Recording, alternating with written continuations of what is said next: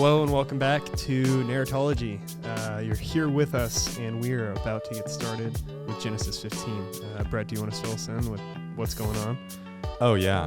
This is like the climax of Abram's story, and even as we kind of look back and go further, we can really see like this is the climax, and things ebb and flow for Abraham. Yeah. But really, here's when we see a big start to God really wanting to work with Abraham and deploy his covenantal promise through Abraham, Which he's already mentioned before. Yeah. And Abram's maybe getting a little bit anxious. Sure. Yeah. We go back to, we look at Genesis 12 and we see God calls. He has a call to Abram, and he blesses him, and he says, through you, I'm going to essentially bless you and continue my relationship with you through you and your family. And so he starts with that, and then we see Abram, he takes that and he kind of goes the wrong direction. He goes to Egypt, does some things that are like really dumb. The whole wife is my sister thing. Yeah, a little questionable. Yeah, and so we see that like Abraham, he comes into the story at a really high moment, and then he just biffs it, right? He goes down, and he does this really, really kind of dumb thing. Mm-hmm. And so you're like, oh my gosh, Abram, he's not the guy, But Abram is still someone that God wants to show himself to the world through. And so God works with Abram. So he actually sort of blesses him through that whole Egypt experience. Yeah, they get possessions, goods. Yeah. Even after deceiving Pharaoh and then deceiving a king. That came after that. Was Pharaoh the first instance, or was... Yeah, so the king will show up in later in a few chapters. Oh, spoilers, sorry. But we see that, he gets Pharaoh. He gets him good, real good. Yeah. So you're like, oh my gosh, why is he doing this? But God blesses him through that in a sense that he gets all these possessions. Mm-hmm. Oh, okay. Then they go into the land that they've kind of been talking about and thinking about, this land that God has promised for them. And so they go into this land and they survey it, and then they're like, okay, how are we going to split this up, because we have so much stuff. Yeah. And Abram's there with Lot, his nephew. And Lot's like, dude, I want first pick, right? Essentially, well, Abram's like, you know what? I'll let you get first pick, essentially. Yep. I'll let you do whatever you want, and I'll take whatever you don't want. More so seeing a marker of him trusting the Lord rather than trusting on his own intuition of what he wants to take first, maybe. Right, totally. Well, because it starts with, him getting this blessing, and then he goes and just trusts himself instead of trusting God. Yeah. And then we kind of see, okay, he kind of turns around. He repents from what he did, and he actually trusts in God in this moment, right? Yeah. And he's not looking to elevate himself, but he's looking to elevate others, elevate God. And so what he does is he says, you know what, Lot, you get the first pick, and I will take whatever you don't want. And do we know, I'm trying to remember, do we know where Lot goes when they do the Lot picking? goes over near Sodom. Okay, that's right? what I thought. Because I know that's where he ends up, but I don't know if that was mentioned. Yeah, so he goes and sits outside of Sodom. Yeah. And you're like, oh, at the gate. Yeah, right?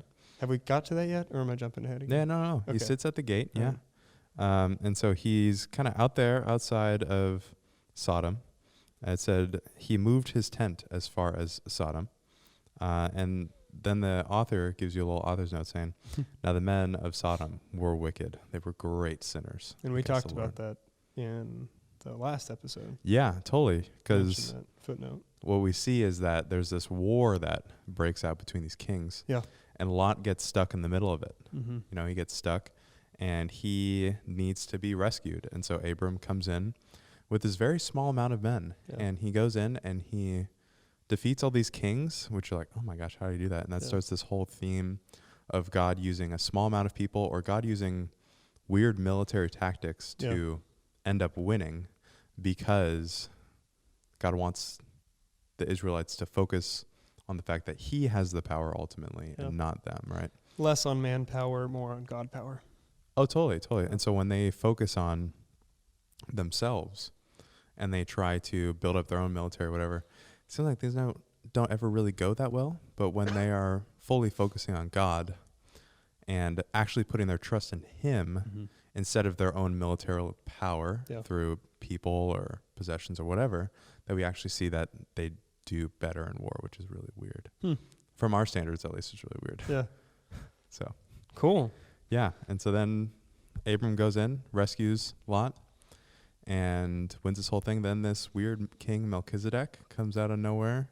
High priest, but not really of any Jewish line of priestlyhood. Yeah. This is different priesthood. Just sort of this random guy comes in and blesses Abram, which means he is superior to Abram because he's an inferior does not bless a superior. Yep.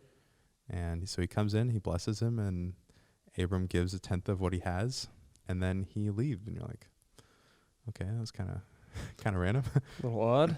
Stick around though. Keep reading the Bible. You get back to it in Psalm 110. Yeah. But then the biblical authors take that image of Melchizedek and they really run with it. Yeah.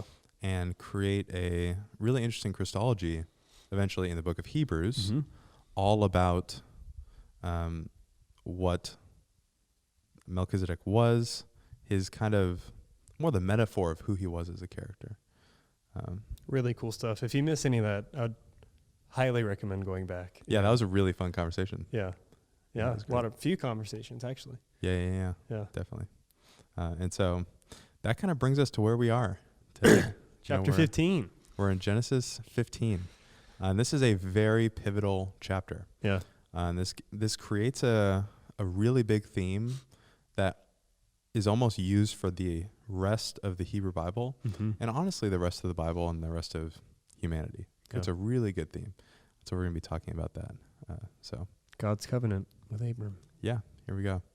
So Matthew, would you like to do some reading? Yeah, absolutely. Great. Let's do, you can do 1 through 2. I don't know, that's a lot. Yeah, it is a lot. Yeah, I got you. After these things, the word of the Lord came to Abram in a vision. Fear not, Abram, I am your shield. Your reward shall be very great. But Abram said, O Lord God, what will you give me? For I continue childless, and the heir of my house is Eleazar of Damascus. Okay, so he's talking a little bit about heirs, but Abram doesn't have an heir yet of his own descendants. Totally. And Abram, remember, he's got this blessing about the fact that he's going to have a family. It's a familial blessing. And Abram's like, well, I still don't have a family, I've done all these things. I've gone to Egypt. I've rescued my nephew. I've gone through all these adventures. Defeated kingdoms in your name. He's like, I've done all these things, and yet I still don't see what's happening. Like, I still don't see the promise that you've made to me. Like, what's going on? Yeah. And so, God comes back to Abram, and he says, I'm your shield. Your reward shall be very great. And this is actually the first time that Abram responds to God through actual speech. All the other times, God just says something, and Abram just goes and does it. And then you see the story. Or just goes and acts. But here we see that Abram actually has a dialogue with Yahweh.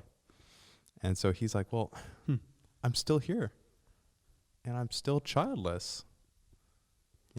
Yeah, and he doesn't really have, so it would seem, he doesn't really have the understanding of God's character to its full extent yet. Oh, yeah. God doesn't break promises.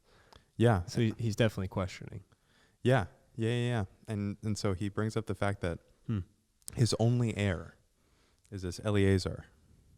Do we know anything more about Eleazar? Is this the first time we've heard about this? Is this mentioned? This is the first time this person has been mentioned, but we think that basically Eleazar is essentially someone that would have been, because they're pretty old at this point, right? And this is probably part of Abram's problem. He's like, I'm getting pretty old. Like, I don't know how big the window is at this point, Yeah. And so what they would do is, since usually your sons and your daughters would take care of you when you got old. You know, Yeah. the same way that happens now. Mm-hmm. Not as much now, but especially back then. I don't think they had Your- nursing homes back then. Yeah. Yeah. So your family would take care of you when you got old. Mm-hmm. But when they're getting old, they didn't have anyone to take care of them. And so they would essentially bring in a servant. And these types of servants were really, really close to the people that they were serving, and had almost this childlike position in the household, right? Where they would do the same roles that someone who was their son, who got to that age where they were supposed to serve their parents, would do. Interesting. Yeah, and so it was almost like an adoption in a sense. And so this guy was adopted because they're like, we don't have anyone. Yeah. Are we going to see that name come back at a later date, or is this kind of a similar Melchizedek type thing? We don't really see this name come up that much, Okay. because the focus is not on Eliezer. Yeah. Right? Yeah. This is supposed to be Abram's almost like cop-out, where he's like, well, okay, God, you're promising something to me, but I don't see it. Yeah. And right now I'm running out of time, and all I have is Eliezer. Like, what's going on? And so we're going to see kind of like a 4-part structure to this sort of beginning thing. Yeah. Where God calls out something. Yeah. And then Abram responds.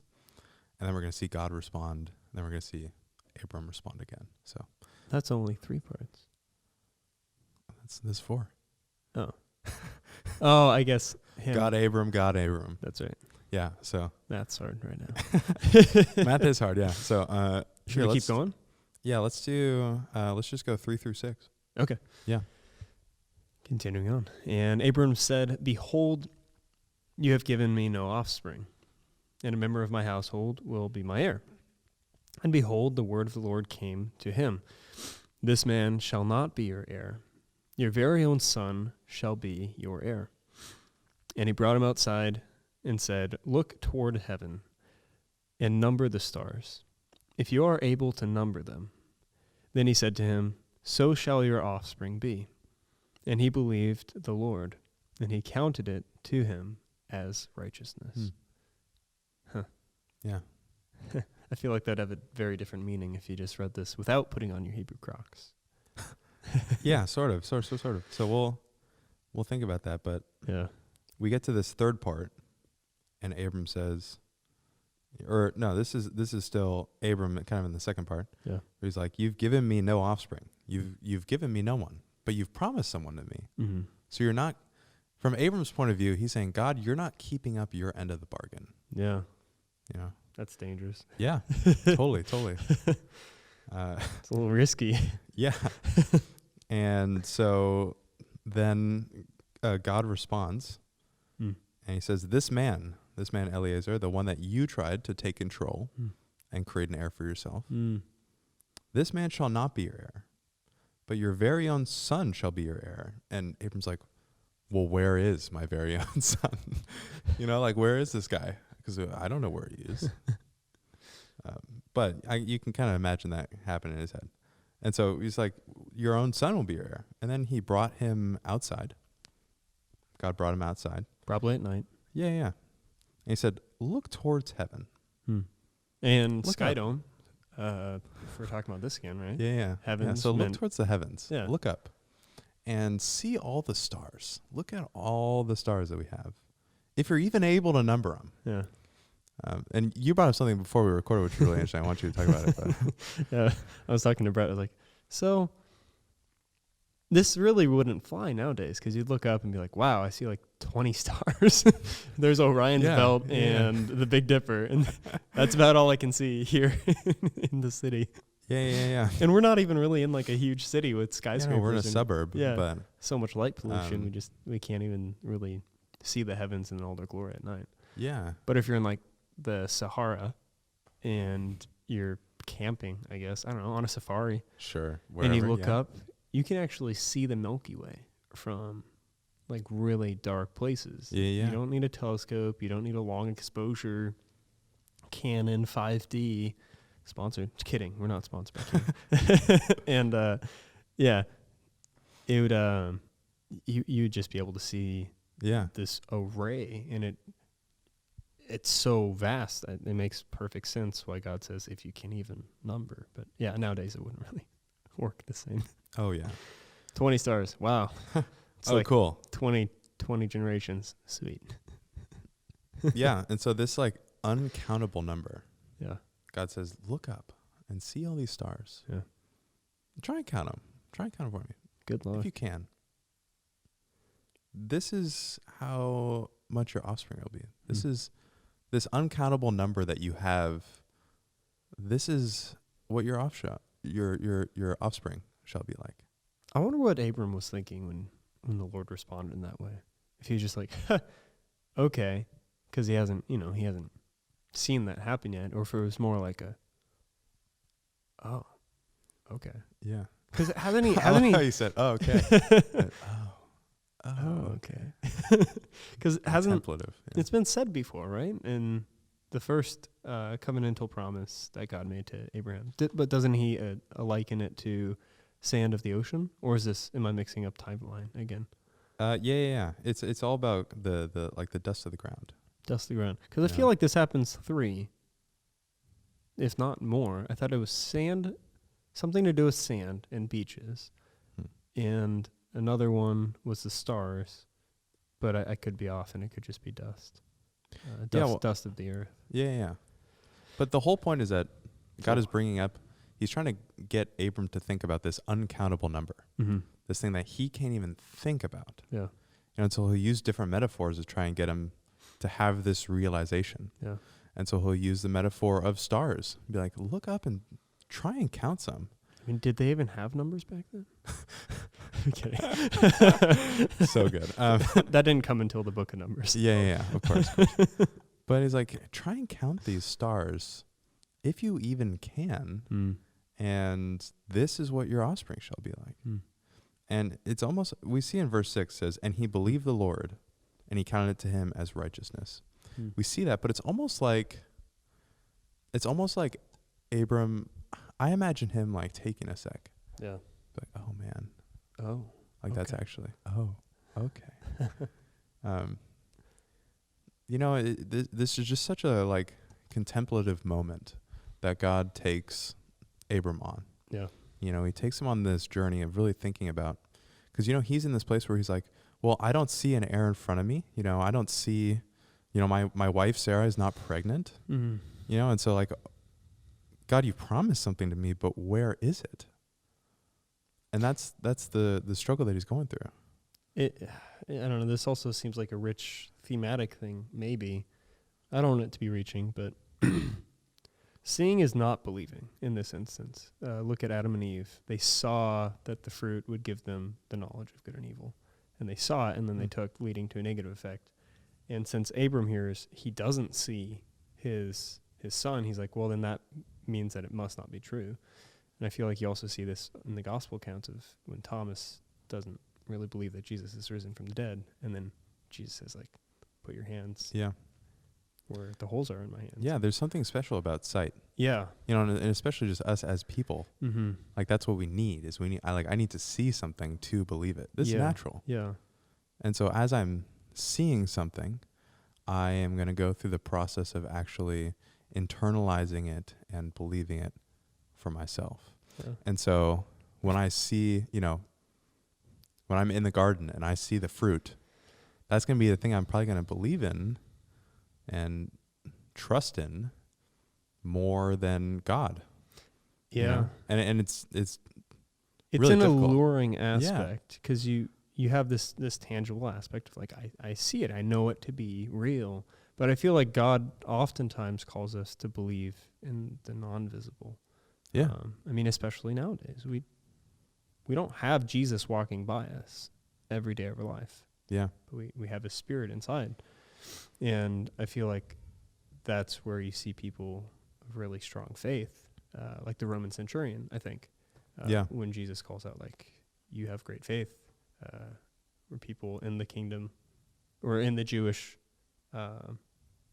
realm of people still didn't believe Jesus, and they're seeing him perform all these miracles. And the centurion said, like, Lord, I need you.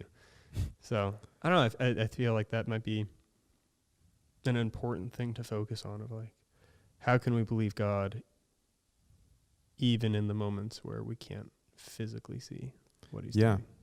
Yeah, well, and what this is going to do, what chapter 15 is going to do, and what it's trying to kind of get you to think about is this reality, right? That we all go through this stage of trying to believe in what we see and trying to believe in what we don't see. Yeah. And ultimately, God's trying to say, like, believe in my promises, you know? Yeah. Believe in what I've told you Mhm. and let that be your reality that you see the world through, right? And that so often we can hear the words of God, but that it doesn't really turn into anything. Yeah.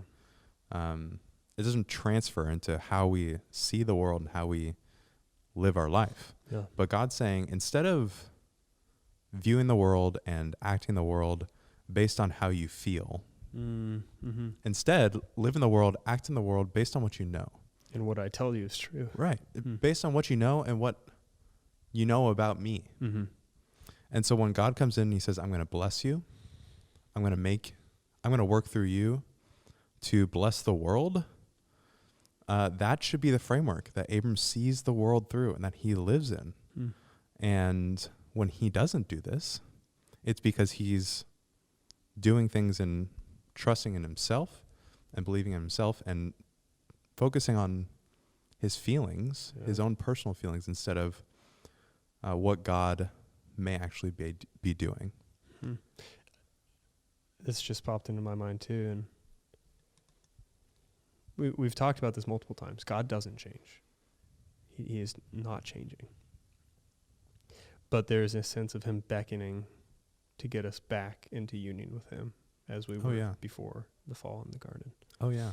And the only reason we're apart from God is because we now have these feelings or our interpretations of the knowledge of what's right in our eyes and what's wrong in our eyes. Well, that's ultimately, like, you go way back to the garden, you're like, okay, God gave a command. Mm-hmm. He gave a command to Adam and Eve, and he gave them a promise on what their life could be like if they followed him. Mm-hmm.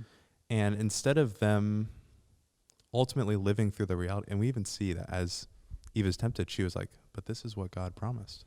You know, this is what God said. But we can see that ultimately they chose to live through the way that they felt about God instead of who God actually was, instead of who God said he was. Yeah. You know, and so this is the give and take of the biblical story, and the give and take of our story, right? Yeah. Is that God promises things. God has a promise for us that he promises to us, and he has a promise about himself, about who he is. Yeah. Right? And that as we go through the world, we have a choice. And it's either to trust in what I may feel about God, because of my current moment, because of something someone else said to me, because of whatever. Yeah. Or am I going to trust in God because of what he said about himself and about me? And that's the give and take of the whole biblical story. Yeah. We're seeing Abram do it right here. Yeah, right? Where he goes through and he's like, God says, you know, fear not, I am your shield. And Abram's like, but are you my shield? Because I still don't have an heir. Yeah. I still don't have someone. And then God responds. And he's just like, look up at the heavens. Yeah. You know, try and count the stars. I'm going to give you a son. And not only that, but your descendants are going to be uncountable. And then he responds with, okay. God moving through a revelation. Yeah. Or a revealing process for Abram of just peeling back the curtain. Yeah. And then Abram can kind of see clearly again of like, oh, wow, this is who I'm talking to. Yeah. This guy, who made all of this. And he made a promise to me, a covenantal promise. See something similar like that in the book of Job, when Job's questioning God. And then God's like, I think for like 2 chapters in the end, he's just like, just rails him. See these things. You tell me, can you do any of these? And he's just like, nope. So it's cool how God graciously reveals himself to us in miraculous ways. Yeah. while still like not doing it in a really harsh, demeaning way. It may appear like that to us as readers, but Oh yeah. I'd say given the circumstances, he's very gracious. Mm-hmm. I want to talk about one more thing in this little section. Yeah. It says at the very end, Abram, he believed in the Lord, he believed in Yahweh, and then Yahweh, he counted it to Abram as righteousness. And this gets me to think about Noah specifically. How Noah, right, when we look back at his description all the way back in chapter 6, it says, Noah, he was a righteous man, blameless in his generation. Noah walked with God. And so we're seeing this almost real life example, right, through Abram on what does it look like to walk with God. It looks like to ultimately, it's okay a little bit to have this give and take, to struggle a little bit with the reality of what God is doing and what he's promising. But ultimately, walking with God means looking at Yahweh and saying, I believe. I believe and I'll trust. And so that's what Abram ends up doing. He says, and he believed Yahweh, and Yahweh counted it to him as righteousness. So we're seeing this word righteous show up again, where, it's not really thrown around that much. But when God sees someone in right standing with himself, that is when someone is accredited this righteousness. Nice. Yeah. And so really interesting to see it, just kind of this connection in a sense where each big biblical figure, and Genesis is trying to kind of create this, is that each of these biblical figures, they go through this process, right, where God is willing to work with them to continue his promise to the world through them. And because of that, when they follow him, when they look at Yahweh and see his promise and believe and trust, that ultimately it's something that God looks back at them and says, you are righteous, which is a great description. I feel like everyone should strive to have this. Righteousness. Yeah. I mean, it's great in part for us because we're abiding to what God has called us to do. And also by abiding what God has called us to do, we're glorifying him. Yeah. So it's really everybody's winning, which is great. Well, that's pretty much it with this first section. And we'll continue forward.